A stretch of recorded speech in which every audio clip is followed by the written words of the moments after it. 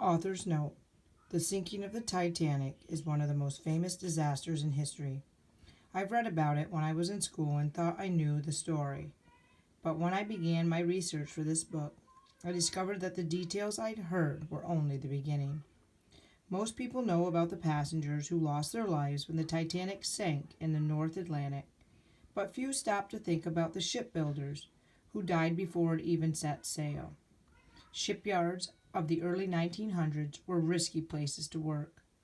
Harland and Wolff in Belfast, Ireland was no exception. Men worked from 6 in the morning to 5:30 in the evening with 2 short breaks for breakfast and lunch. Conditions were loud, crowded, and dangerous. Falls were common. Men could be hit by cranes or crushed by falling plates. Wind could make the scaffolding collapse. Harland and Wolff's shipyard recorded 254 accidents while the Titanic was being built. 8 of those were fatal, like the accident that claimed the life of Patrick's father in the story. Today, the site of that shipyard is a world-class museum dedicated to telling the story of the building and the sinking of the Titanic. Construction of the Titanic began in late March of 1909. When it was finished 2 years later, it weighed 46,328 tons. The great ship was 882 feet long and 92 feet wide. The Titanic's launch happened on May 31st, 1911, with 100,000 people watching. But there were many jobs still to be done: painting, woodworking, bringing in furniture and supplies. On April 2nd, 1912, the ship set sail on its maiden voyage. Like Patrick, a number of men who'd helped to build the ship were invited on the trip, in case there was last-minute work to be done along the way. After the Titanic left Belfast, it went through sea trials, a series of tests to make sure everything was working properly.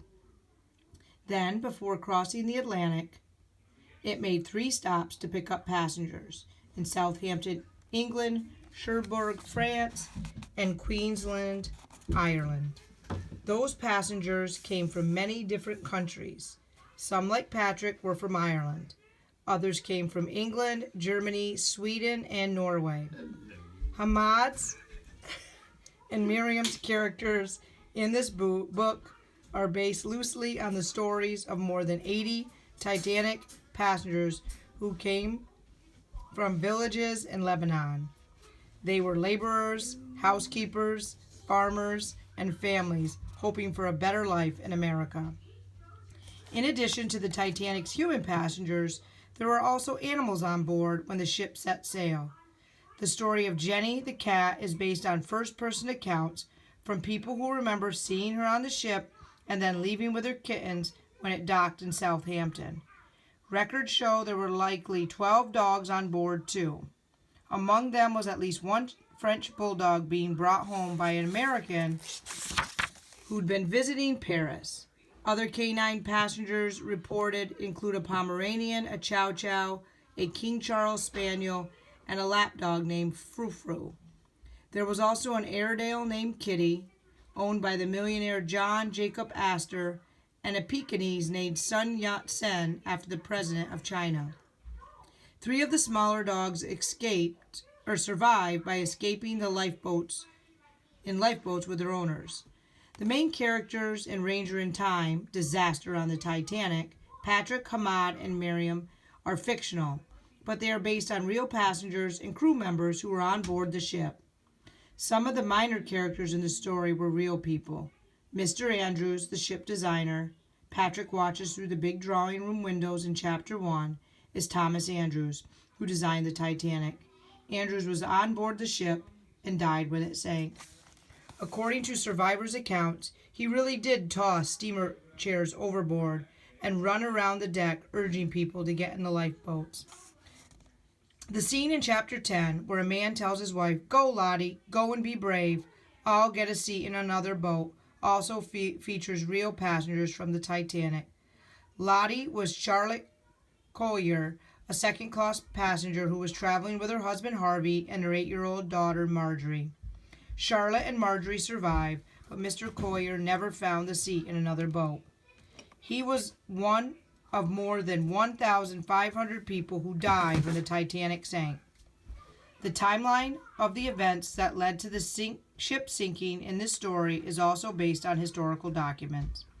According to survivors' accounts, there really were arguments in the lifeboats that night. Some people fought to go back to the ship to rescue those in the water. Others feared that so many desperate, frightened people would overwhelm the lifeboats and they'd capsize. So even though there was room in many of the lifeboats, few people were rescued after the ship went down. Whether or not a passenger survived depended largely on who they were and how they were traveling.